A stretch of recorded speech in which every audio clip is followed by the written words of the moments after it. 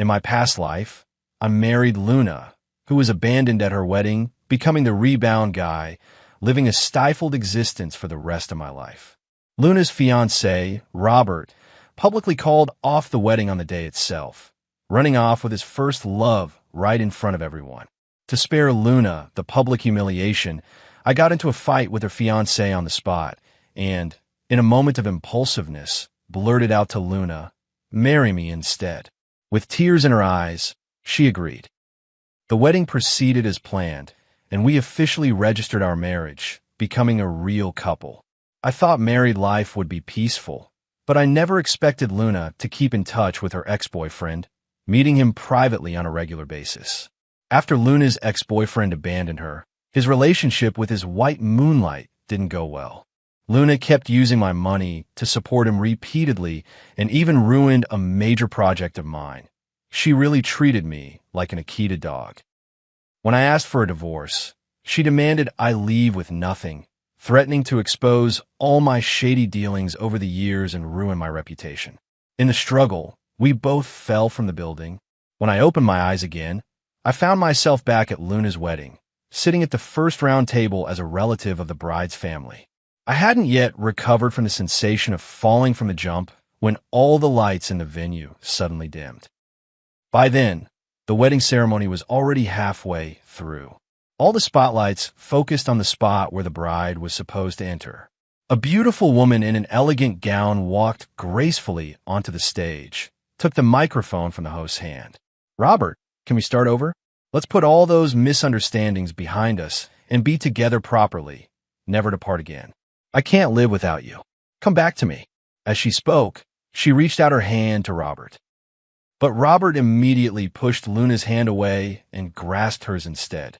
The two embraced tightly, then left the wedding venue together.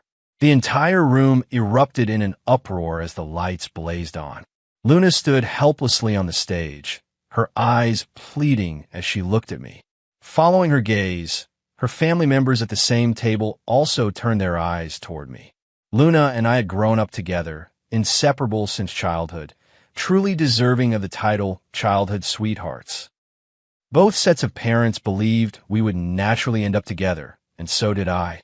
Our classmates thought the same. But when I confessed my feelings to her after we grew up, she told me, "We're too familiar with each other. Being together would feel weird. Let's just stay friends." From then on, we hardly kept in touch, living separate lives and each busy with our own affairs. If it weren't for our parents' close relationship and the fact that I had moved on, I wouldn't have attended this wedding at all. Now Luna was left standing awkwardly on stage, while I was completely captivated by the giant green dragon in front of me. The host didn't know what to do either. Luna's second aunt nudged me, and I turned to look at her. "What? Luna looks so awkward up there. Go bring her down first." I watched the groom's relatives and friends filing out and said irritably, "The legs are hers. If she won't come down herself, why should I go up? To make a fool of myself like her." Luna's mother frowned. "How can you talk like that? Weren't you two the closest when you were kids?" I put down the shrimp in my hand and wiped my fingers. "Like you said, that was when we were kids. It's been ages since we last talked. Besides, if even her own parents aren't willing to go up and embarrass themselves, who am I to do it?" Luna's father stared at me. "So you're just going to ignore the bond you shared as children?" I shrugged my shoulders. "Look at what you're saying. How have I not considered our childhood friendship? When Luna got married, how many of her classmates came? Not a single one. Even the bridesmaid was hired. I gave $200,000 as a gift. I bet none of you relatives gave more than that, did you?" The lights on the stage completely went out, and Luna left in tears. I stood up, straightened my suit, and said, "If there's nothing else, I'll take my leave." With that, I turned and walked away, with no intention of ever crossing paths with Luna again. I never expected her to block my doorstep after the wedding. With a terrible expression, she immediately questioned, "Didn't you say you'd marry me when we grew up?" I replied in confusion, "Did I? I don't remember that." Luna grabbed both my arms. "How could you say you don't remember?" I took 2 steps back, breaking free from Luna's grasp. "Don't do this." "Should I remember?" Luna's face turned cold, her tone icy. George, you've changed. I retreated another 2 steps. It wasn't me who planned for you to be jilted in public. What's your point in coming to me? She looked at me with displeasure. Don't bring that up again. After all this time, I've realized you're the one worth entrusting my life to. Do I look like a rebound guy to you? That's not what I meant. I looked at her and sneered. Not what you meant? Just got dumped yesterday. And today you come to me saying I'm someone worth entrusting your life to. Don't tell me you're just looking for a father for the baby in your belly after the other guy rejected you. Luna, furious and humiliated, tried to hit me, but I grabbed her wrist, abruptly let go, and then shut the door. I think this time she probably won't bother me anymore. After all, we all have our pride to consider. Unexpectedly, after years of not seeing each other, she had already started to throw shame to the wind. I was at the company reviewing financial statements when the office phone rang, and I casually picked it up. What is it? The secretary's voice came through the receiver. President George, the first secretary of Twinkle Group, called. They said Miss Luna is on a hunger strike and hopes you could go see her. I had the secretary come to my office. She knocked and entered. President George, as you requested. I took a box from the drawer and placed it on the desk. Go to the Twinkle family for me. Hand the contents of this box directly to Miss Luna in person. Don't say anything. Just return immediately. The secretary took the box and left without another word. I continued reviewing the report. 3 hours later, my phone rang. It was a long-distance call from my father. I didn't need to guess what he was about to say. I answered the phone and cut straight to the point. Dad, if this is about anything related to the Twinkle family, don't bother saying a word. Just hang up. George, you're not getting any younger. It's about time you started thinking about settling down. Luna is a girl your mother and I have watched grow up. She's got looks, a good temper, and a fine character. Your uncle Luna and I go way back, and I think I rubbed the bridge of my nose and interrupted him. It is time to think about settling down, but that doesn't mean your son should be the fall guy, does it? What's with this taking the leftovers talk? It sounds so crude. I heard from your uncle Luna that she and that Robert guy never even registered their marriage, just got engaged. Life's too short to fuss over these things. Luna seems quite fond of you too, so think it over. My temples throbbed. There's nothing to think about. Your son knows his own mind. If you really knew your own mind, you wouldn't still be single at your age. Anyway, if you're not interested, go tell the Twinkle family yourself. I hung up immediately, too distracted to work, and decided to go for a drive to clear my head. I never expected to run into Luna's father and his secretary as soon as I arrived at the underground parking lot. I forced a smile and said, Uncle Luna, why are you blocking the entrance? Luna's father looked troubled. Luna hasn't eaten or drunk anything, and she refuses to see anyone but you. Please, do me a favor and go talk some sense into her. I nodded. Sure. Watching his visibly growing smile, I added, but my appearance fee is quite expensive. Luna's father froze for a moment, then pulled out a checkbook from his secretary's bag. Name your price. Fill in whatever amount you want. I crossed my arms. I won't take more than necessary. I heard Uncle Luna spent $80 million to acquire a new media company. Just transfer those shares to me, and I'll go with you immediately. Luna's father hesitated briefly before nodding in agreement. Fine, no problem. Then you can come with me now, right? I reached out my hand. No rush. Then I opened the car door and pulled out the contract I had prepared earlier from the back seat, along with a pen. When I handed it to him, his face turned pale and his hands trembled slightly. You were prepared for this? I licked my lips. You don't have to sign it. I'm in no hurry. Luna's father glanced at the secretary, then looked at me. Could you? I cut him off firmly, no discussion. Luna's father still doted on his daughter. He picked up the pen, signed his name, and pressed his fingerprint. I took the contract and thoughtfully handed him a tissue to wipe his hand. After confirming there were no issues, then let's not delay. Let's go now. The Twinkle family villa. I hadn't been here in a long time. Luna lay on the bed, and four drip in her arm, staring blankly at the ceiling. Her lips were pale, and she looked frail and pitiable, evoking sympathy at first glance. Luna's mother spoke up. Luna, look who's here. Luna turned her head to see me, smiling at the doorway, and said weakly, "George, you came." I nodded but stayed at the entrance without entering. "Your parents said you're refusing to eat." She denied it. "No, I just have no appetite. Don't feel like eating anything." I sighed. What a shame. On my way here, I noticed a newly opened Western restaurant and was planning to have you treat me. But since you have no appetite, forget it. Luna struggled to sit up. "I can manage a little. Consider it keeping you company. Don't force yourself on my account." Luna waved her hand. "No, it's fine. I actually wanted to treat you last time, but you were too busy, so it got delayed." Upon hearing that her daughter was going out for dinner, Luna's mother immediately arranged for the nanny to help Luna change clothes. I waited in the living room for over 2 hours before she finally descended, dressed in an evening gown with exquisite makeup, looking completely different from the person in the hospital bed earlier. At the Western restaurant, she insisted on sitting next to me. There was no way around it. I had just accepted such an expensive company from her family, so I had to give something in return. I agreed. Luna's tear-shaped crystal embellishments sparkled delicately on her collarbone. "George, will you take me away?" she pleaded. She grabbed the lapel of my suit. The scent of jasmine perfume mingled with the salty bitterness of tears rushing towards me. Just fulfill the promise we made when we were kids. When we were 12, we buried a time capsule under a tree in the backyard of her family's villa, stuffing inside a note that read, "Together forever and ever." "Luna, your foundation is smudged." I pulled out a handkerchief and handed it over, the ice silk fabric brushing against her stiff fingertips. "You're just like those people who enjoy watching the Twinkle family's misfortunes." She suddenly screamed, her carefully groomed willow leaf eyebrows twisting into bizarre angles. "Do I have to get down on my knees and beg you?"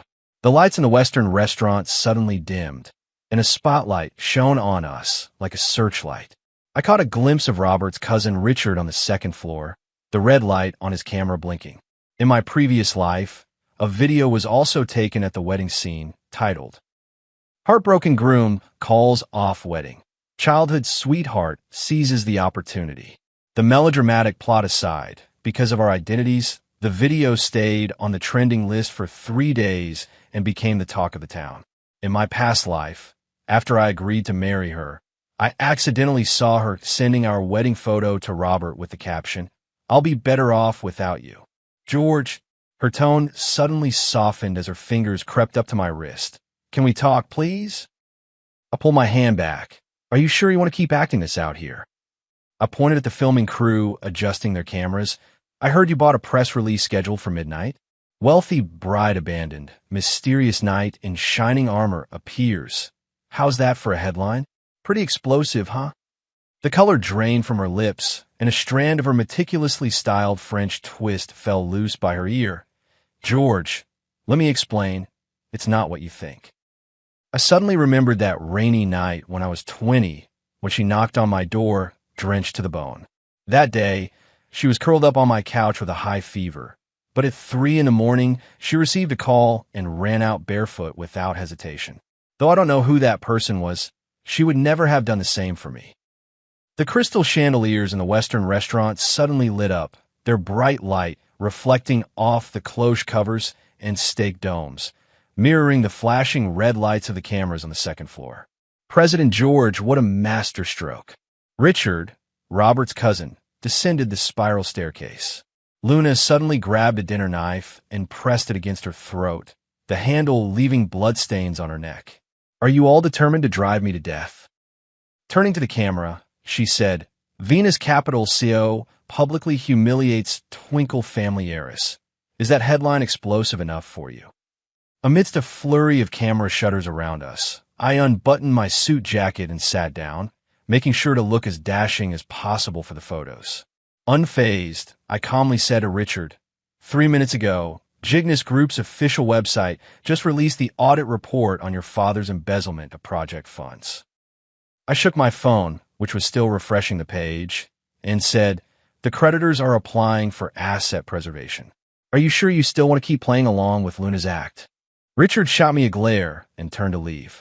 Luna looked at me with reproach on her face. Did it have to be this way? I shrugged indifferently. You went on a hunger strike, rented out the whole place. Wouldn't it be a waste of all your efforts if I didn't play along and see this act through? Luna walked up to me and said, I did this just to give Robert an explanation. I want to completely sever all ties with him. I tapped my own head and said, you should go get your brain checked when you have time. He publicly ran away from the wedding, left you alone at the ceremony, and you still owe him an explanation? Did you dig up his ancestors' graves or something? It's not what you think. There are many things here you don't understand. I took 2 steps back, putting a safe distance between us. I don't need to understand anything. Your affairs have nothing to do with me. Goodbye. After speaking, I turned to leave, but she grabbed my arm. You can't go. I stopped in my tracks. Miss Luna, any further instructions? She held my arm with both hands, looking at me earnestly. Let's get married. Let's go get our marriage certificate right now.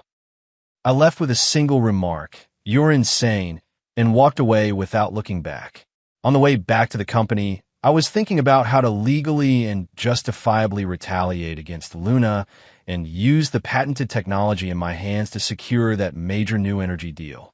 Suddenly, my car's speed began to spiral out of control, the motor started smoking, and the cooling system malfunctioned. Fortunately, there was a river nearby. Without hesitation, I drove the car straight into the water. Unfortunately, the current was quite strong. By the time I swam out through the window, I had already been swept downstream. When I woke up again, I found myself lying on a riverbank. All my belongings, wallet, phone, were gone, and even the leather shoes on my feet had disappeared. Luckily, there was a pair of cloth shoes nearby, or I would have had to walk barefoot. After changing into the cloth shoes, I looked around. No village ahead, no shops behind. It seemed the only way back was on foot. As night fell, not a single car passed by on the road. Occasionally, a large transport truck would drive past, but I didn't dare to flag it down. Soaked and shivering, my strength was draining fast, and my stomach growled pitifully. Not far away, there was a sizable courtyard. Struggling with all his might, he dragged himself toward it. Just as his hand touched the gate, he finally couldn't hold on any longer. His vision went dark, and he collapsed against the door, losing consciousness. When I woke up yet again, I found myself lying on an iron bed, its paint peeling but the bedding clean. The room was small, with an old-fashioned incandescent bulb overhead. Aside from a writing desk leveled with bricks, there wasn't a single piece of furniture in the entire space. A little girl stared at me with wide eyes, her face full of bewilderment, as if she were looking at some rare creature. Little girl, where is this place? Where are your parents? The little girl stood up and walked out. I thought she was shy and went to call her parents, but unexpectedly, she came back with a steaming bowl of porridge. Before I could say anything, she placed the porridge on the wooden stool beside the bed and ran out again. Then another bowl of shredded potatoes was brought in, with a slightly yellowed steamed bun placed on top. I was so hungry that I struggled to prop myself up and began eating voraciously. The pink towel on my forehead also fell to the ground. The little girl seemed to treasure this towel dearly. She quickly picked it up, washed it in a nearby basin, wrung it dry, and draped it over the back of a chair. Accustomed to delicacies from land and sea, eating this home-cooked meal now brings a unique flavor. Just after finishing the meal, the door opened again, and a man and a woman entered. The man, unshaven and looking to be in his 40s, carried a medical kit on his back. The woman was very beautiful and young, around 25, wearing a blue knitted cardigan, a white tank top, jeans, and sneakers. The three stood silently on the ground, gesturing with their hands as if forming seals.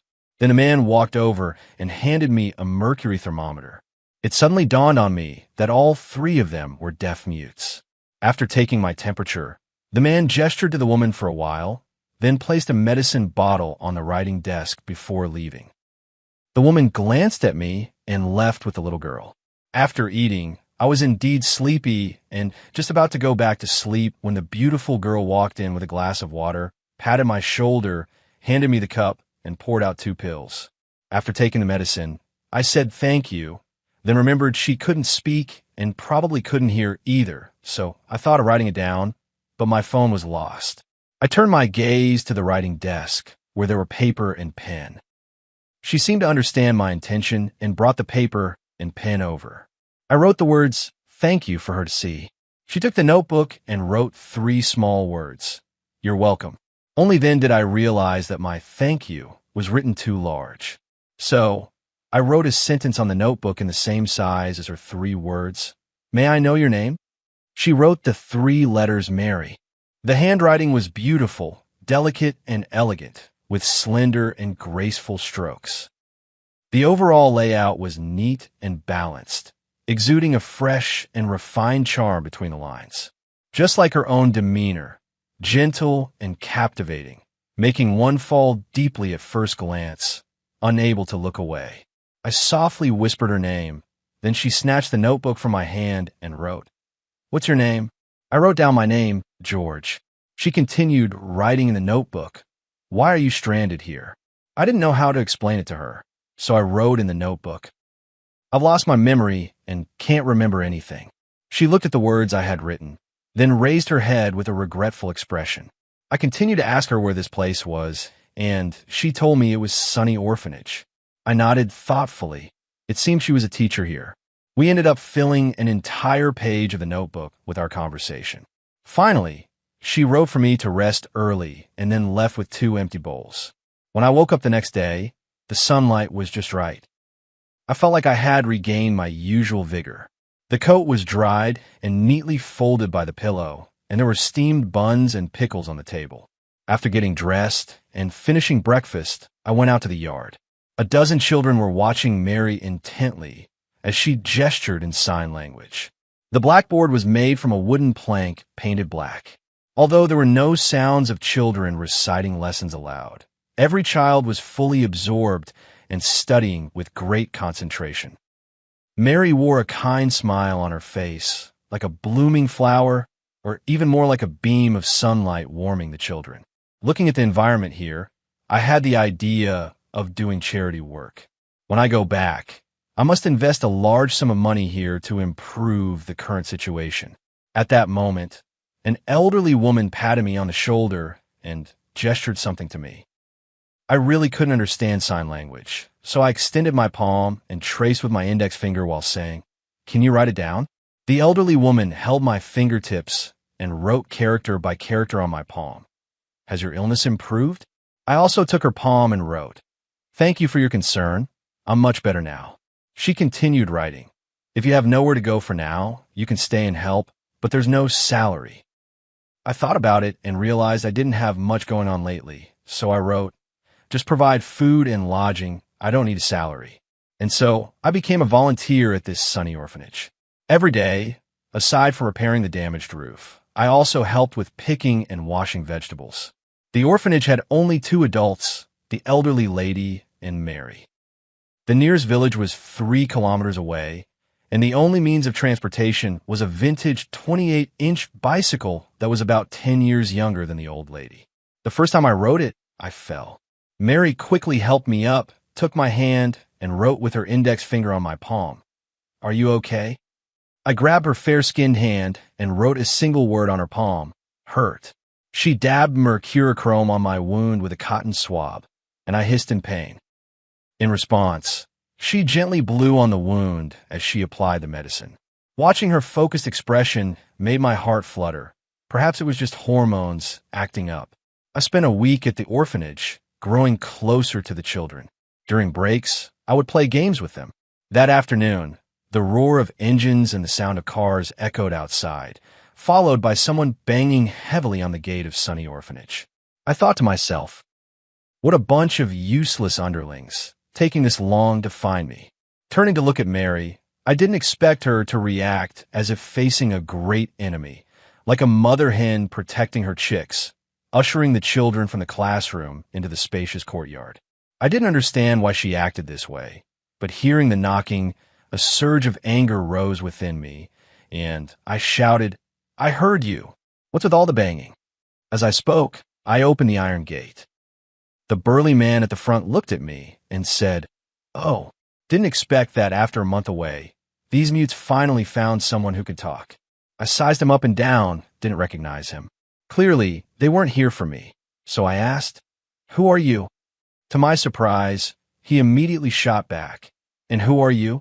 Before I could speak, the other party continued with an indifferent expression, "I don't care who you are. The 1-month deadline is up. Move out now." I frowned. "Why should we move?" The burly man slapped the iron door. "Why?" "Because this land belongs to Twinkle Group. Do you know what project is planned here? Every day delayed costs Twinkle Group how much money? Can you afford to compensate?"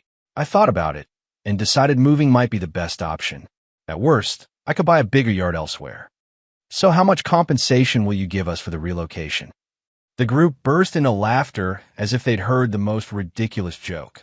"Got cotton in your ears? Didn't you hear me say this is Twinkle Group's land? Not a damn cent of it belongs to you." My temper flared at their words. "What if I refuse to move?" "Go ahead, call Luna over if you dare." The burly leader shoved me roughly. "How dare you speak Miss Luna's name? Besides, tearing down your pathetic little shack doesn't require Miss Luna's personal attention." With that, he waved his hand behind him. The roar of engines resumed as an excavator equipped with a hydraulic hammer rumbled forward. I rushed straight to the front of the excavator and roared, "Come on, if you dare drive over me." At that moment, someone pulled me back. I thought it was someone from the Twinkle Group, but when I turned around, it was actually Mary. Mary shook her head. I patted her hand to reassure her that I was fine. Then I told her to go inside and watch over the children while I handled the situation here. After saying that, I gently pushed her inside and closed the iron gate. The leader stepped forward. "Kid, trying to act tough, huh?" I looked at him. "Can you lend me your phone for a second?" He snorted. "You don't even have a phone, yet you dare to stand up for others? Let me tell you, this is a legal demolition. Calling the cops won't help." I snapped, "Cut the crap. You dare or not." At this moment, someone nearby whispered to him, "I don't think this guy is ordinary. Why don't we borrow his phone? It's not like we have anything to lose, just a bit of wasted time." The burly man thought it made sense and beckoned to one of his lackeys, handing me the lackey's phone. "Let's see who you can call over," he said. I didn't call Luna. Instead, I called the company's secretariat. "This is George. Never mind where I am. Call Luna and tell her I said I want the number 6 plot we bid on last year. And tell her to get her useless underlings as far away from me as possible. If I see them again, a phone call won't be the end of it." After saying that, I directly hung up the phone and tossed it back. The lackey hurriedly caught it, while the burly man looked incredulous. "Bullshit. You're George." I kept a cold expression. "You can choose not to believe it, but I'm certain your phone will ring within 10 minutes. In less than 5 minutes, the burly man's phone rang. Seeing the caller ID, the previously domineering man instantly changed his demeanor and answered the call. "Hey, Foreman Zhao, it's me. No, absolutely civilized demolition, don't worry." "What? You want us to go back?" The burly man glanced at me. No problem.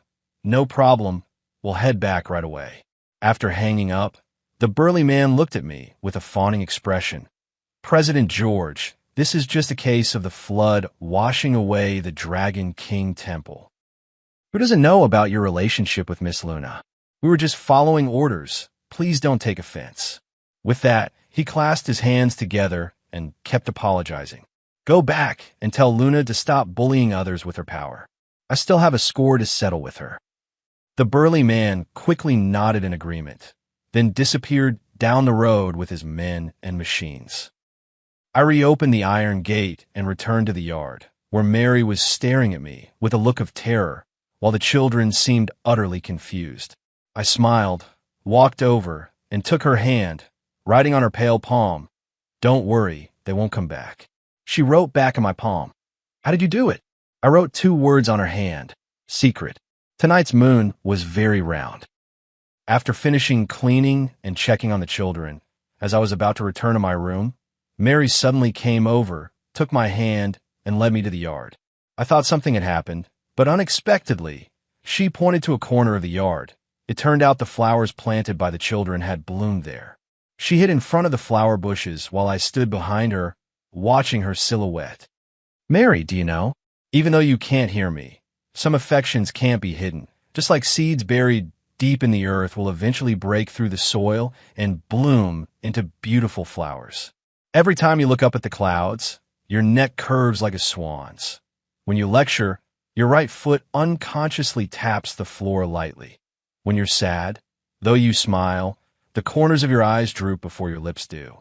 If love is a grand gamble, I've already staked my entire soul.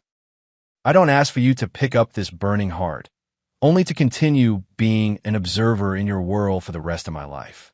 Even though you can't hear me, I want to introduce you to everyone I know because I like you. Do you know? This is my first time confessing to a girl. You're a very good, very kind girl, and if you're willing, I'd like to spend the rest of my life taking care of you, forever. After saying these words, I couldn't help but blush with embarrassment. Thankfully, she couldn't hear me. I found it unbearably mushy myself. Just as I was contemplating how to formally confess to her, she suddenly stood up and hurried away, leaving me with only her retreating figure. Just as I was at a loss, the iron gate outside was knocked heavily again. Who could be at this late hour? Opening the door, there were two groups of people. My secretary was leading a group of subordinates, and next to them was Luna, along with her people. Luna rushed forward. "George, do you know? I've been looking for you for days. I was so worried about you. How could you be here?" I coldly took 2 steps back, extending my hands to stop her enthusiasm. "No need for that. You came looking for me because you were afraid I wasn't dead, weren't you?" Luna looked at me in disbelief. "How can you see me like that? What happened to you has nothing to do with me. I was genuinely worried about you." My bodyguard stepped in front of me, keeping Luna at a distance. "I don't want to say anything more. You better take care of yourself." With that, I returned home under the guidance of my secretary. My parents also returned from abroad, and the moment my mother saw me, she started crying. I comforted her for a while before following my father back to the study. On his first day back, besides sending people to look for me, he secretly investigated the Twinkle family and the Jignis family. "What do you plan to do?" he asked. I teased, "The weather's getting cold. It's time for Twinkle Group and Jignis Group to go bankrupt." I stood on the second-floor terrace of the banquet hall, watching 12 media vans encircling the hotel like an iron barrel. Luna was weeping in front of the cameras on the lawn. My secretary handed me a tablet. 6 of the top 10 trending searches bore Luna's name. "She's accusing you of using capital power to persecute an industrialist." The topic's readership has already exceeded 1.2 billion. I clicked on the pinned video. She was displaying burn marks on her arm, saying, "These were left when George forced me to sign the equity transfer agreement." The close-up shot actually showed scars she had inflicted on herself with a cigarette. In my past life, she had swindled 2 Riverview properties from me, only to transfer them to Robert's name shortly after. Prepare the financial channel for a breaking news broadcast. I glanced at my wristwatch. In 3 minutes, we'll release evidence of Luna Real Estate's IPO prospectus fraud. A sudden commotion erupted downstairs as Luna's legal team entered carrying a safe deposit box. In front of 50 media outlets, she pulled out a yellowed notebook. "This contains records of how Venus Capital manipulated the bidding process." I chuckled softly into my Bluetooth earpiece. The plan is proceeding as scheduled. The moment she turned the page, the LED screen abruptly switched to Luna Real Estate's project acceptance report. Beneath the red watermark stamped word "failed" were photos of her father gambling extravagantly with Robert at the casino. Impossible. These documents were clearly. She suddenly covered her mouth, her nails scratching cracks into the paper. That crocodile leather notebook was a birthday gift from Robert last year, with a hidden compartment containing evidence that could ruin me if I hadn't already locked the original in a bank safe deposit box. The media crowd suddenly erupted into commotion as 18 uniformed auditors appeared at the back of the group. "We're the SEC Special Investigations Unit." The leading woman flashed her badge. "Miss Luna, please cooperate in explaining the flow of funds from the charity foundation under your name." Luna staggered and leaned against the interview van, her meticulously styled bun coming undone. This foundation, named after her mother, was actually a front for the Jignis family's money laundering. In my past life, to protect her reputation, I personally burned the transfer records, only to receive the Jignis family's equity transfer agreement held in her name while lying on my sickbed. "You can't!" She suddenly turned to the camera and screamed. "This was all fabricated by George. He'd even—" The roar of helicopter blades filled the air as 3 drones hovered above the hotel, suspending projection screens. Footage from the Luna real estate shareholders' meeting began playing, showing her father pressing the company's seal onto a dual contract, while the young woman standing in the shadows was none other than Luna herself. A louder commotion suddenly erupted at the periphery of the crowd as 20 law enforcement vehicles with flashing blue lights surrounded the scene. I watched as Luna was escorted into a black van. The look she gave me over her shoulder was laced with venomous hatred, identical to the expression she wore when she pushed me off the building in my past life. At 3 a.m., the top floor of Venus Capital remained brightly lit, with 20 curved screens displaying real-time global capital market data. I stood by the floor-to-ceiling window, observing the emergency lights flickering on one by one across the Jignis Group building opposite. Luna Real Estate's stock price has fallen below its IPO price, with short-selling yields reaching 360%. The trader's voice trembled with excitement. "President George, Robert's new energy sector is experiencing a chain reaction of sell-offs, and over at NASDAQ." I raised my hand to interrupt the report and clicked open the encrypted email containing the whistleblower letter. This was evidence sent to me by Robert's former white moonlight before her death, meticulously documenting the Jignis family's money laundering operation through IVF surrogacy. 10 minutes after I hit send, this document will simultaneously appear in the inboxes of 7 regulatory agencies. "President George, Richard is requesting a video call." The secretary hesitated, holding up a tablet. "He says he has something that might interest you." The moment the screen lit up, I saw Luna tied to a chair. Blood trickled from the corner of her mouth, but her newly done 3D sculpted nails remained flawless, the exact style Robert loved most. "George, trade this woman for you to stop short selling." Richard pressed the gun barrel against her temple. "Otherwise, tomorrow's headlines will speculate about the abandoned rich wife's suicide." I took a sip of coffee and signaled to present the documents. 3 hours ago, Ms. Luna pledged all her shares in Jignis Group to West 8 Consortium. By the way, there's a surprise waiting for you on the 3rd shelf of the bookcase behind you. Richard's face turned pale in an instant. As he turned around, Luna suddenly kicked him in the groin with her high heels. Amid the chaos, the camera shook violently before finally focusing on the crystal chandelier on the ceiling. 3 days later, in the dead of night, I received a livestream link through an encrypted channel. In the footage, Luna was at an underground trading market. She had cut her hair short and was wearing oversized black sunglasses that covered half her face. "I have evidence here that can threaten George." She trembled as she held up a USB drive. "This contains proof of his bribery of officials, stock market manipulation, and private." Before she could finish, the rolling shutter of the black market was blasted open, and SWAT officers stormed in, their uniforms bearing the insignia of an international law enforcement agency. I closed the video and opened the old-fashioned voice recorder in my drawer. I had prepared it on the very day of my rebirth. It contained the entire conversation between Luna and Robert plotting to flee the wedding. At that time, she said with a smile, "Once that fool George takes over the mess, we can use him as a stepping stone to acquire the entire George family business." Rain began to fall outside the window. Standing before the same window from which I had jumped in my past life, I dialed the number of the media company CEO that Luna's father had transferred to me. "You can publish that in-depth report now," I said. The headline should be, "Exposing the 20-year web of power and money between the Luna and Robert families." At 7 in the morning, photos of Luna being escorted out of the detention center in handcuffs flooded the internet.